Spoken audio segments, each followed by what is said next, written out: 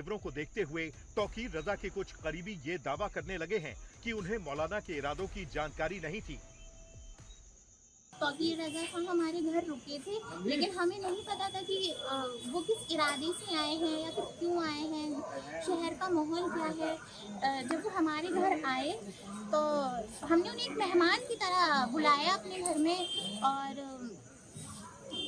अब कहा जा रहा है कि हमें बिल्कुल आरोपी बना दिया है। मेरे पापा को, भाई को गिरफ्तार कर लिया गया है।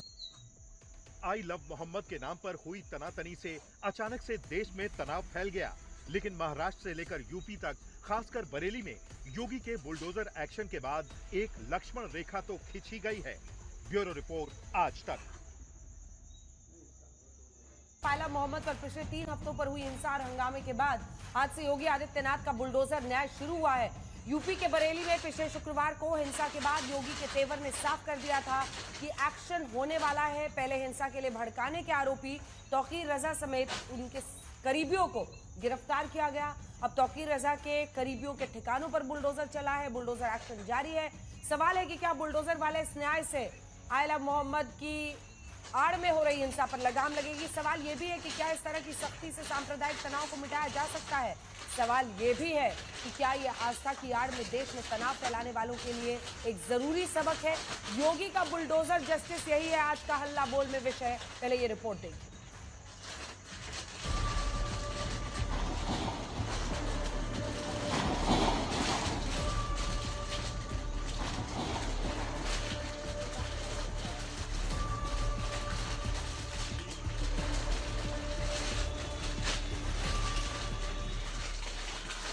पेंटिंग करनी पड़ेगी।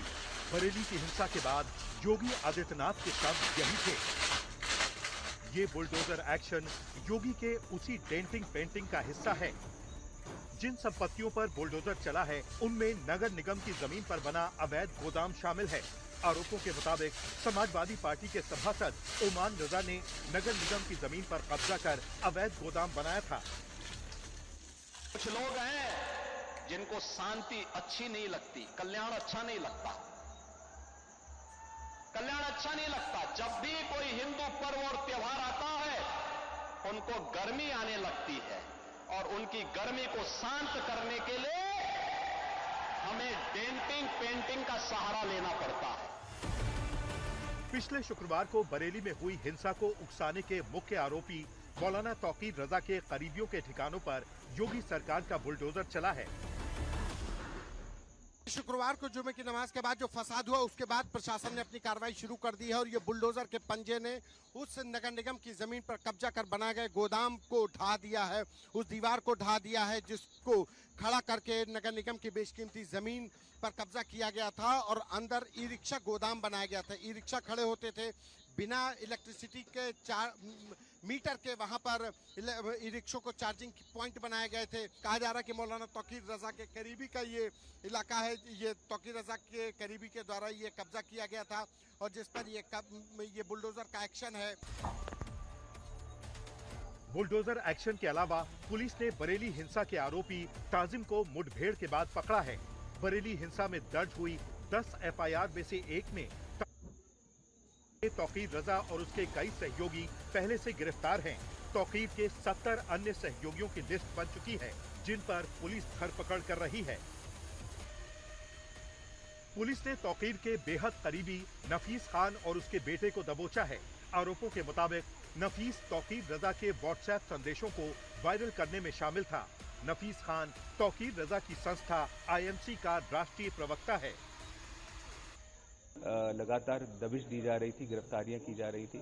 इसमें आज का यदि फिगर बताया जाए तो टोटल 73 गिरफ्तारियां हो चुकी हैं, जिनमें से जो लास्ट जो गिरफ्तारी अभी जो लेटेस्ट हुई है उसमें मुठभेड़ के उपरांत गिरफ्तारी हुई है, और एक गौकश, अभ्यस्त गौकश जो पहले जेल जा चुका है गौकशी में, और गैंगस्टर एक्ट के अंतर्गत भी इसके बाएं घुटने में गोली लगी है। इस बीच योगी सरकार के तेवरों को देखते हुए तौकीर रजा के कुछ करीबी ये दावा करने लगे हैं कि उन्हें मौलाना के इरादों की जानकारी नहीं थी। तौकीर रजा खां हमारे घर रुके थे, लेकिन हमें नहीं पता था कि वो किस इरादे से आए हैं या फिर क्यों आए हैं, शहर का माहौल क्या है। जब वो हमारे घर आए तो हमने उन्हें एक मेहमान की तरह बुलाया अपने घर में, और अब कहा जा रहा है कि हमें बिल्कुल आरोपी बना दिया है। मेरे पापा को, भाई को गिरफ्तार कर लिया गया है। आई लव मोहम्मद के नाम पर हुई तनातनी से अचानक से देश में तनाव फैल गया, लेकिन महाराष्ट्र से लेकर यूपी तक, खासकर बरेली में योगी के बुलडोजर एक्शन के बाद एक लक्ष्मण रेखा तो खींची गई है। ब्यूरो रिपोर्ट, आज तक। पाला मोहम्मद पर